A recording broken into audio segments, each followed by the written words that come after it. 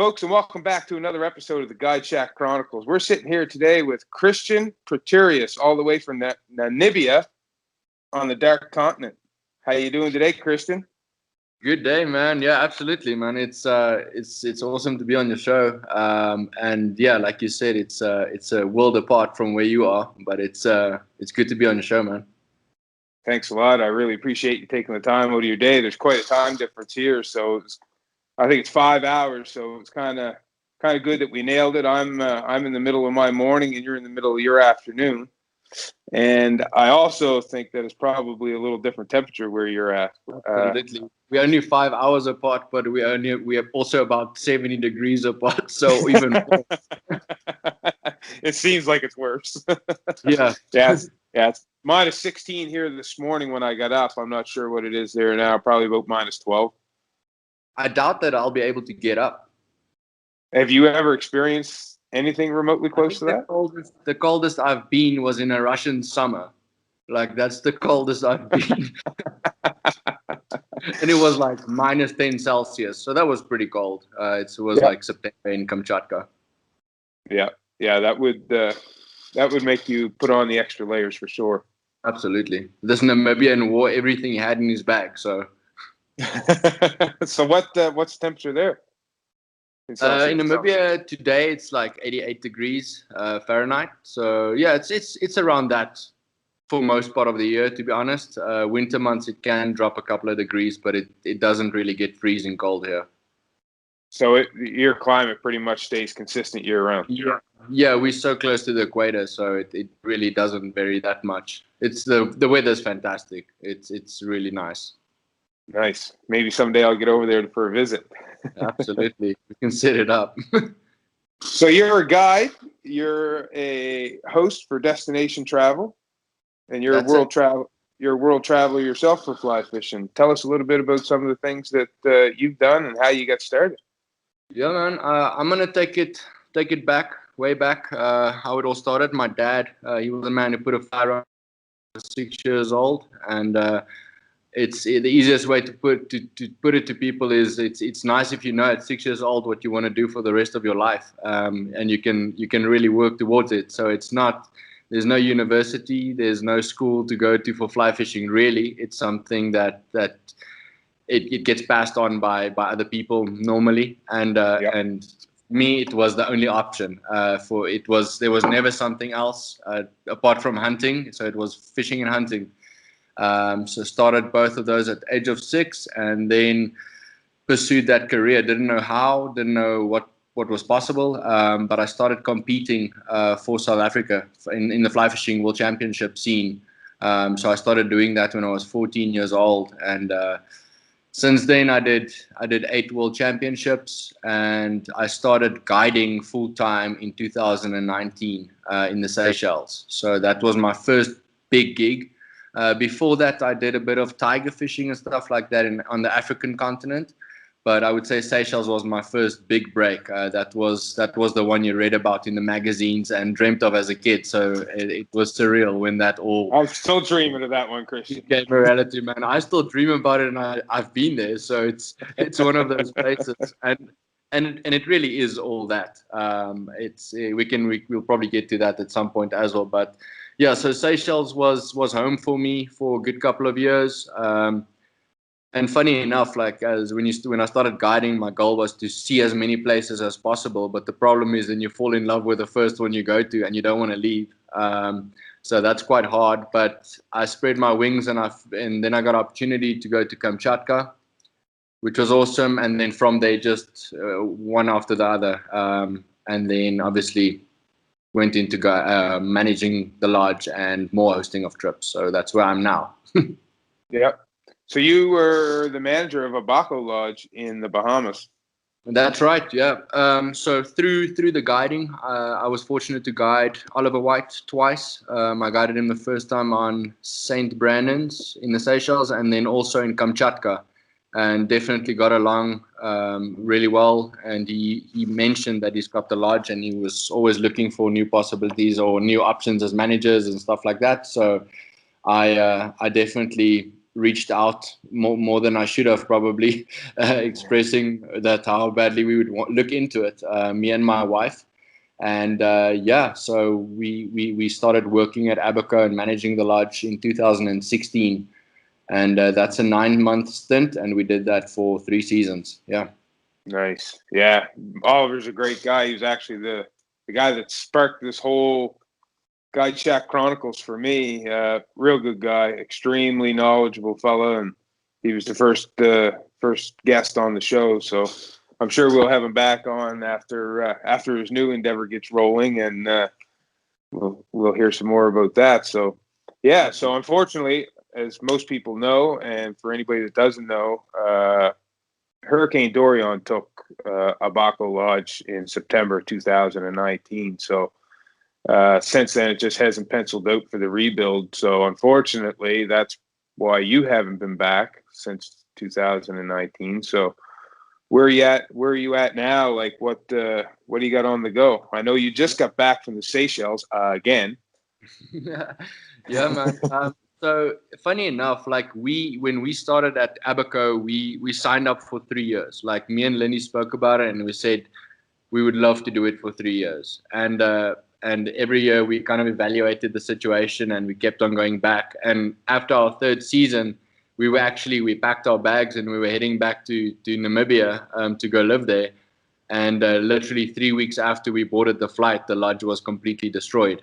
So somehow the universe told us it was enough for us, or it was time to go, and really that was the case in a big way, bigger than we ever thought. So we still feel for all the people, all our friends back in Abaco, because they really became family to us.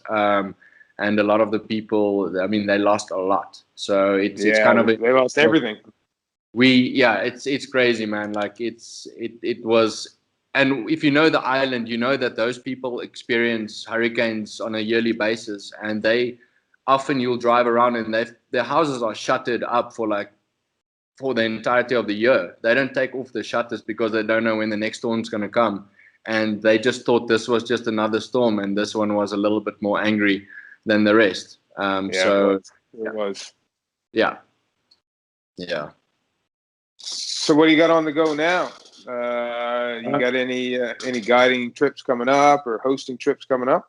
Yeah, so I was very fortunate to have a successful first trip for 2021 a couple of weeks ago. I did a trip to Poave Atoll, mainly focusing on permit fishing. We had an exceptional trip. I think all the fisheries are getting a much needed break. So it's something to look forward to. Anyone who's got trips on the calendar, it's the fishing is going to be wild, I think, for most places in the world. My year is looking really good. I've got a couple of filming opportunities, so we're going to go film some fishing in Baja, Mexico. I'll be there in May for 3 weeks, 2 different groups.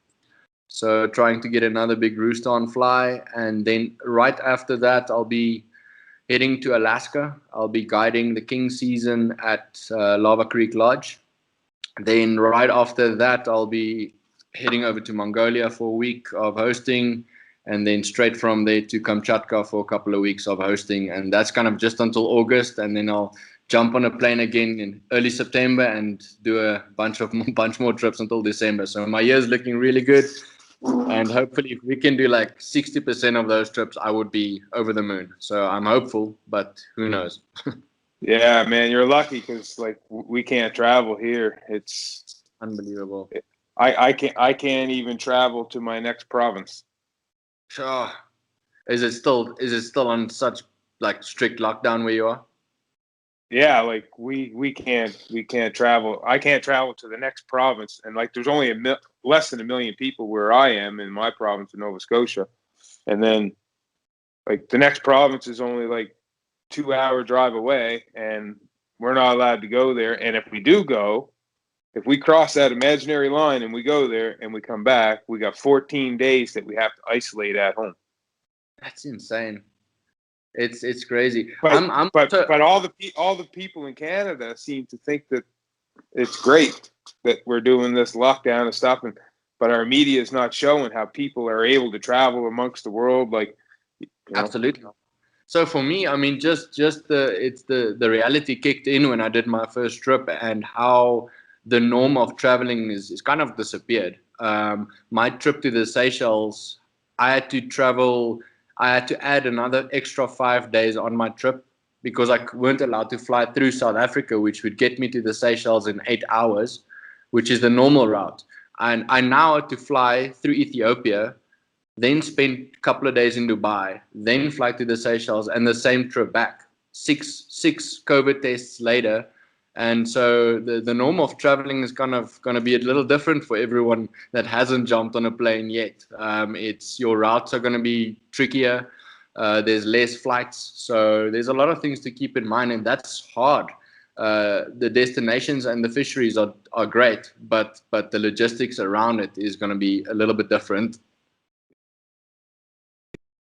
Tell us a little bit about your hunting excursions. You do some cool stuff there in Namibia, or sorry, about to maybe do some cool stuff because you just got some good news there today. So, yeah.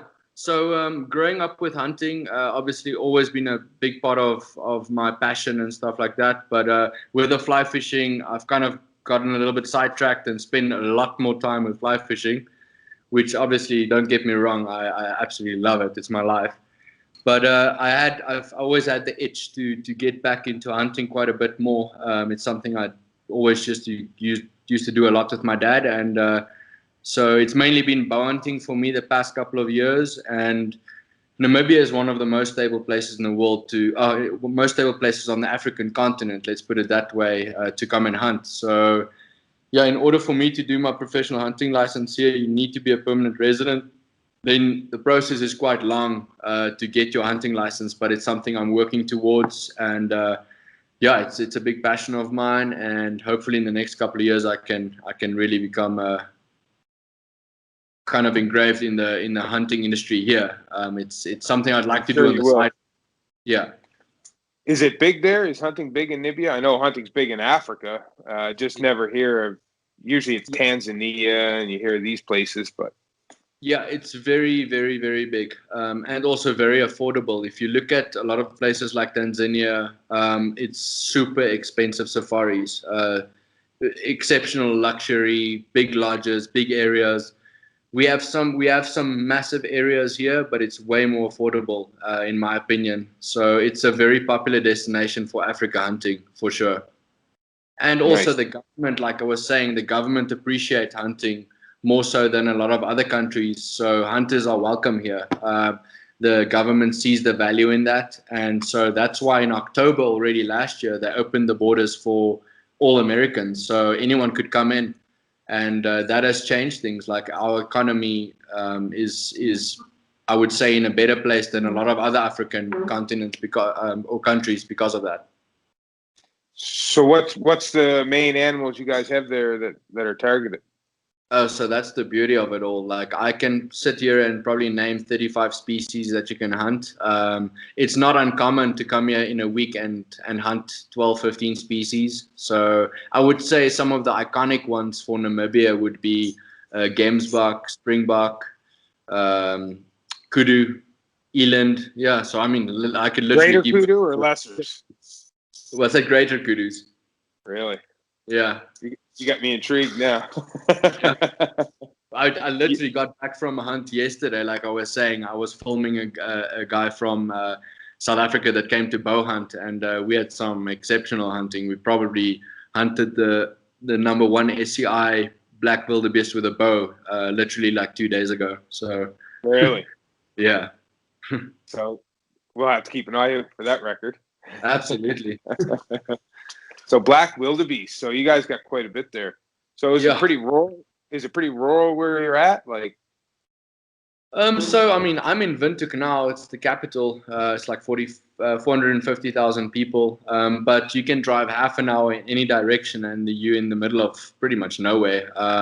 So there's quite a lot of high fenced areas around us, but there's still areas. Some of our areas we hunt over 1 million acres.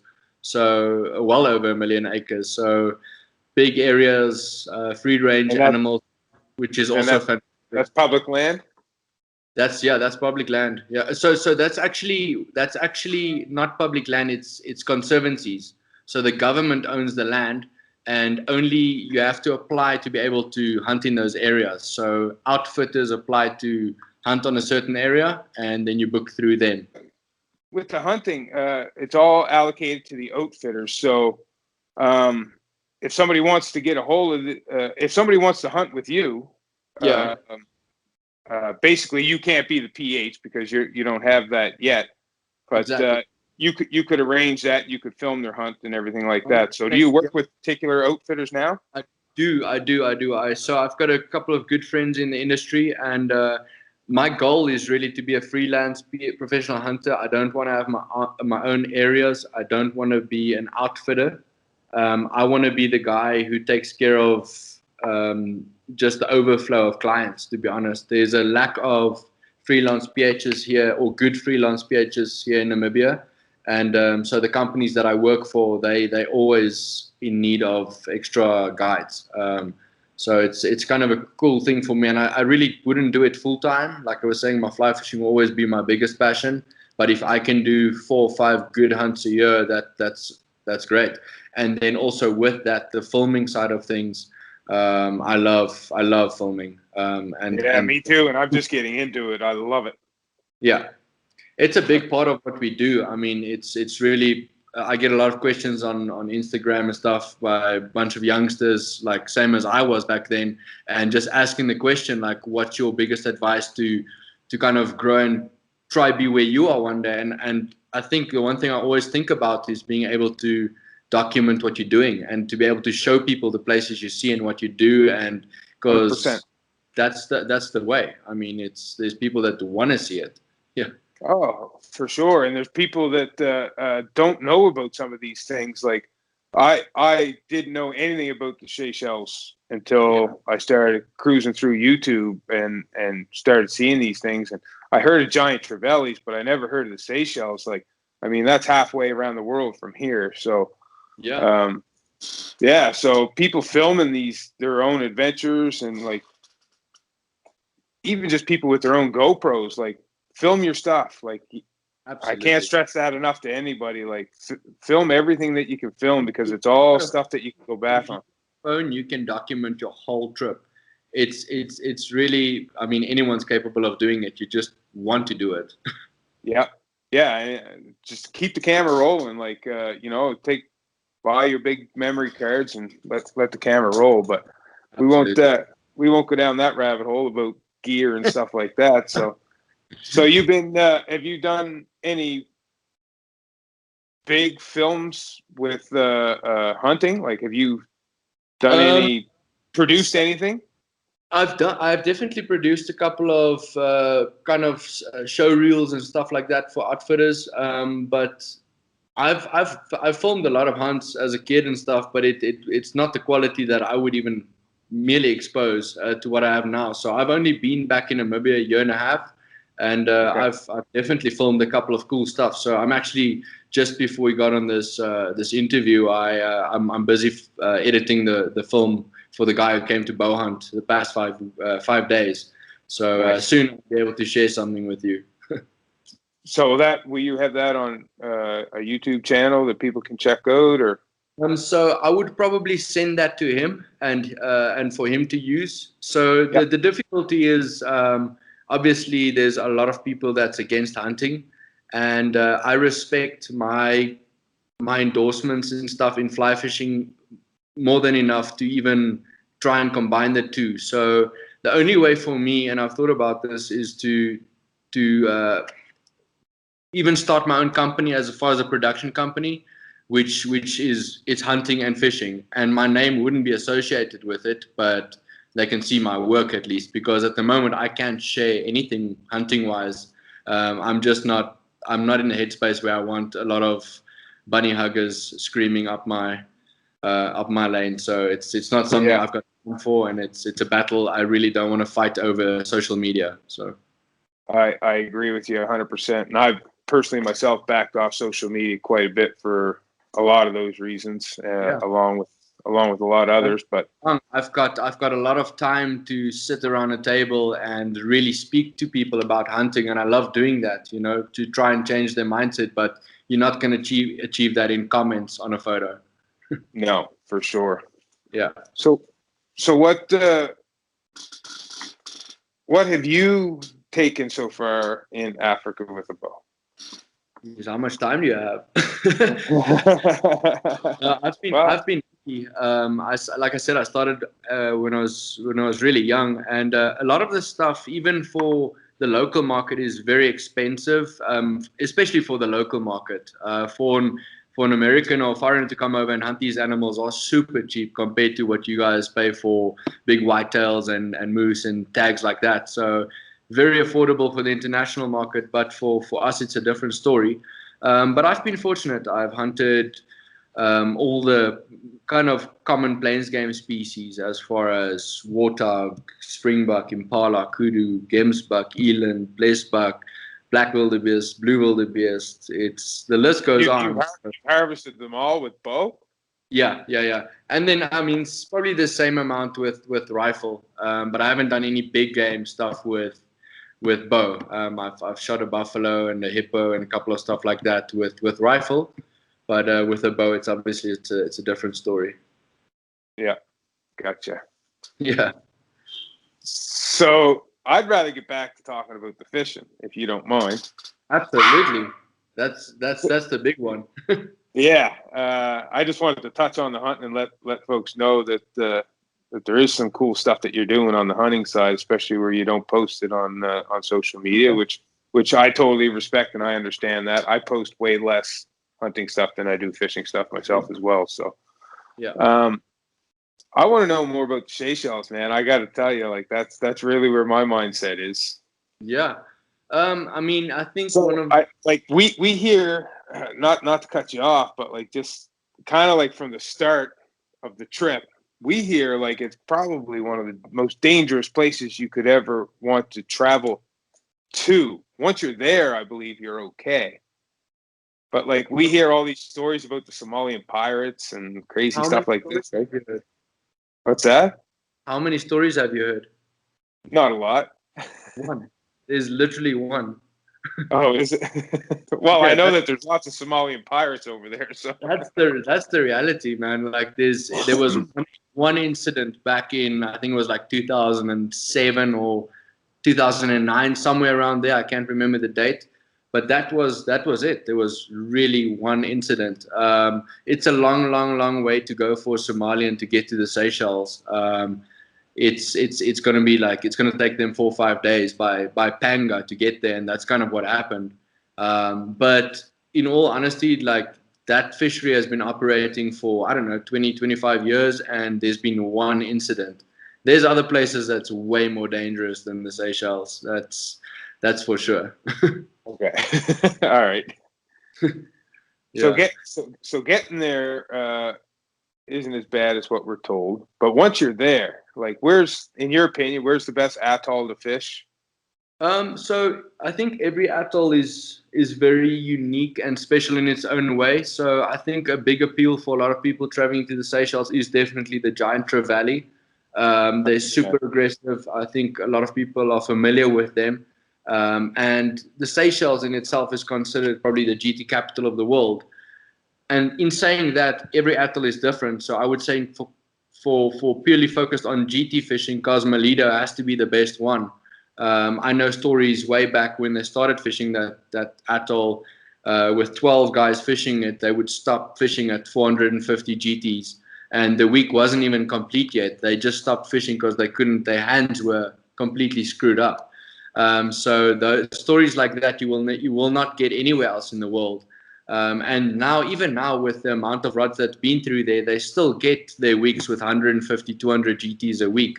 And that's just talking about GT fishing. So I like the Seychelles because of the variety. You can catch bonefish in the morning. You can jump on a boat and you can catch a sailfish 20 minutes later. So there's so many things to fish for, and that's what I love as a fly angler, is being able to adapt and fish for everything. If I mean, I love to catch a GT or two a day, but when a small one comes by, I don't even cast at them anymore. To be honest, let them grow up and be the beast they can be. So, but permit fishing is it for me, man. That's my ultimate fish, and I absolutely love them. Yeah. Well, I've hooked 3. Notice I said hooked. Yeah, yeah. That's pretty much where the story ends. Permit so far in my fishing career, permit's been my nemesis. Yeah, I just not alone. there's not a lot of them real close to me, so I have to travel to go find them. So I've only ever fished them in Cuba, and the fishing for permit in Cuba is okay, but it's not a permit destination by no means. But anyway, this interview isn't about me; it's about you. So, so permit fishing. So, is there one particular atoll in the Seychelles that's better for permit? Definitely. I would say I just got back from considered the best one. So it's called Poivre Atoll in the Seychelles, and you fish it with Alphonse Fishing Company. It's actually blown my mind. You hear about permit fishing and how many shots you can have in a day, but this place is insane. Where you're walking the flats, and often in a given time you can look around and you can see 15 to 20 permit tailing in the length of the flat. So there's big fish as well. We had one day we got 7 permit for the day. I mean, we ended up with 17 permit for the trip. So that in the Seychelles is very, very good. Wow. It's very uncommon to get those numbers with permit fishing. That's crazy. So that's obviously, is that a seasonal migration, or is that pretty much consistent fish there in that area? They stay there. Those fish are pretty consistent to that fishery. They definitely obviously have seasons where they fish it, so they avoid the cyclone seasons and stuff like that, which like June, July, August, that time frame, they don't really operate there. But any time out of that frame, the fishing is on, and they mainly fish that fishery on neap tides. So you always kind of that means less water movement. So you always want water on the flat. With spring tides, obviously the flats dry up. You don't want that. Your windows get very, very short. It can be good, but I prefer slightly slower tides for permit fishing. Yeah. Yeah. So with the GTs, what's your real opinion on those? I know they're mean, man. Like, I know it's my dream. Like somebody asked me the other day in the interview, Jeff Liskey from Ohio, he asked me the other day, he's like, what do you still say that Atlantic salmon is the pinnacle? Is that the monarch for fly fishing still? And I was like, it always was, because it was like, only the rich and famous did it in England and stuff like that. It was all private water, so it was always mysterious and stuff like that, and it still kind of is, and it still is the pinnacle. But in my opinion, just in the way the media has been going, and social media and all that stuff, and the way the fishing industry is going, I think now, like over the last 10 years, 5 for sure, I think the Seychelles and Giant Trevally have really taken that monarch for the fly fishermen. Definitely. I think it is probably one of the better saltwater fisheries out there. And then purely talking about GT fishing, what makes them special is it's probably the fish that I've seen people hook and being the most uncomfortable with. I've seen people really scared in fly fishing, which is hilarious, when they hook a big fish and they look at me and they stop breathing. And they would just say, like, what do I do now? What do I do now? Because his drag is completely locked down on a full drag. And this thing is screaming like he's got no drag on that reel. And the fear in their eyes is hilarious. I actually went as far as to tell a client once, he hooked this GT and this thing just started screaming off. It was a beautiful big GT. And the fear in his eyes, he said, like, what should we do? What should we do? I said, cut your line. The fish is way too big. And I was joking with him, and he's like, really? I'm like, absolutely not. Like, enjoy it, man. So it's fun. Like you've seen it and you've been attached to those animals, but for someone that hasn't experienced that, like that must be one of the biggest rushes that you can have in fly fishing is the pure power. I mean, you're fishing 130-pound leader. The weakest link in your entire setup is probably your 60 to 80-pound breaking strain on your fly line. Like that's the weakest spot. Yeah. So that's the only reason you really have the 130-pound there is for abrasion purposes. 100%. Yeah. They don't care. I mean, you could tie the fly straight to your fly line; they would still eat it. Oh, really? Absolutely. Like that aggressive? Are they that aggressive all the time, or are they just going to feeding frenzy? No, so they're definitely not that aggressive all the time. And I mean, it's pretty far-fetched to tie a fly to your fly line, but it definitely can work in certain situations. But other times, I mean, you find these fish sitting on rays and eating small crabs. And so you have to adapt. Like throwing a big fly and stripping it as quick as you can every time is not going to work. So that's a fun thing too that you realize after a while is they're not that pure beast of an aggressive animal that's going to eat anything in its way. Sure, you can have them, see them that in that kind of state, but often you have to adapt, and yeah, it's fun that way. Does it change with the tides, or does it change with the seasons, or? 100%. So tides is the biggest factor. So again, now for the difference with springs and neeps, you want spring tides for GTs where the big water movement gives them shorter periods to feed on the flats. And so when they do get on the flats, they really make the most of it. So they come in and destroy things. And some of the most exciting fishing could be, I love the last bit of the dropping tide, the last bit of the falling tide. And these GTs would just stay on the flats as long as they can. And you'll have their backs and dorsal fins out the water and just completely crush anything in their way. Really? We've had it to an extent where you'd cast at a shoal of 15 to 20 fish, and you would strip as quick as you can. You'd hook one, and the rest would keep coming, and they would come try and eat your shoelaces and stuff like that, which is quite wild. Yeah. Do they have, like, will they? You've never seen a GT grab anybody's leg or anything, have you? No, I've not seen that, but I mean, we've been close. There's certain places where you have to walk through GTs to get to your skiffs. Like certain places have got pets. And if you splash around too much, there's definitely been cases where GT had a little nibble and left some stitches in legs. So it's definitely a possibility, but it's very uncommon. That's pretty insane. You're fishing for something that would eat you, and it's not a shark. Exactly. No, there's a couple of stories, especially on Alphonse too, where there was this Russian guy, and he after a day of fishing, he asked, "Can he swim with the pets?"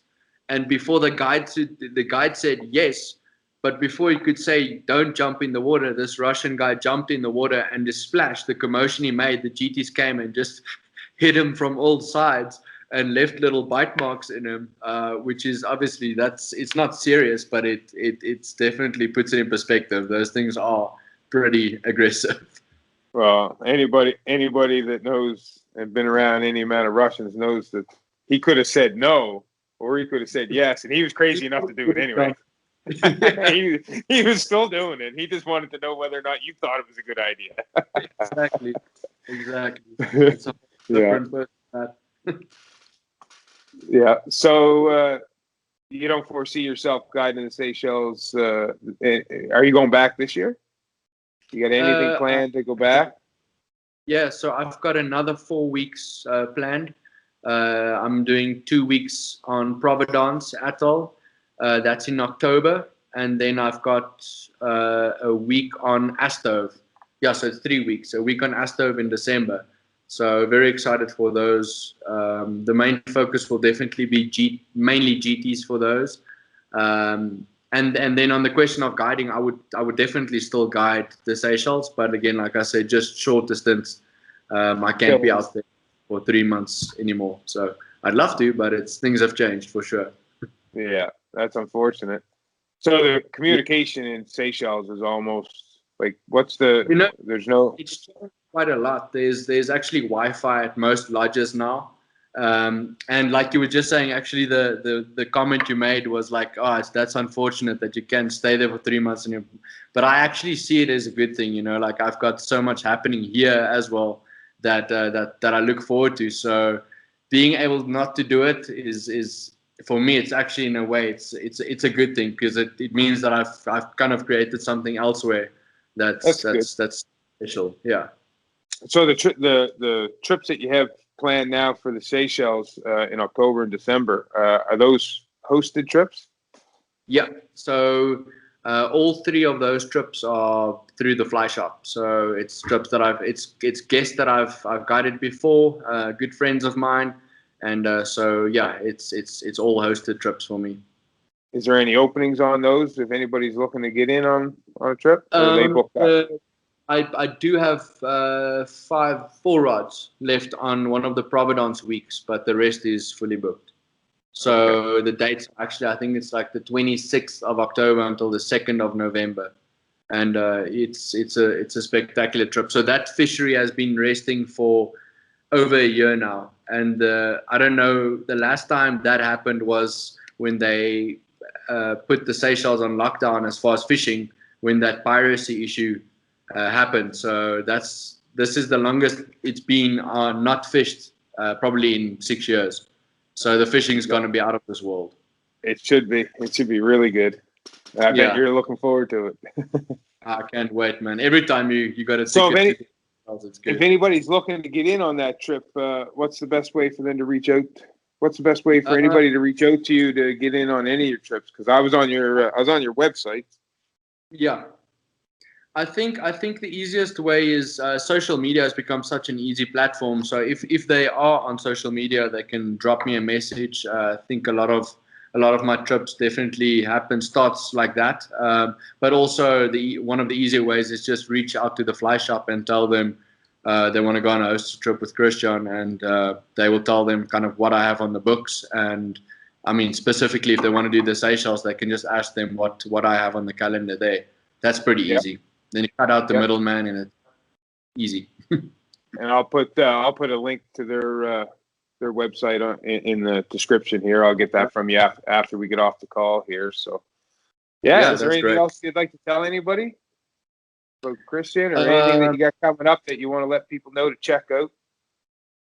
Oh man, like I'm just, to be honest, excited to travel again. Like I think it's been a tough year for everyone, and it's nice to see people are fired up to get out and travel again. And I mean, the one thing that I would love to tell people is like, get out and travel again. Everyone is so scared of jumping on a plane for no particular reason. Like you do your part, you wear your mask. People are there and they're ready. The guides are ready, the outfitters are ready, and they need the support. Like they need the business.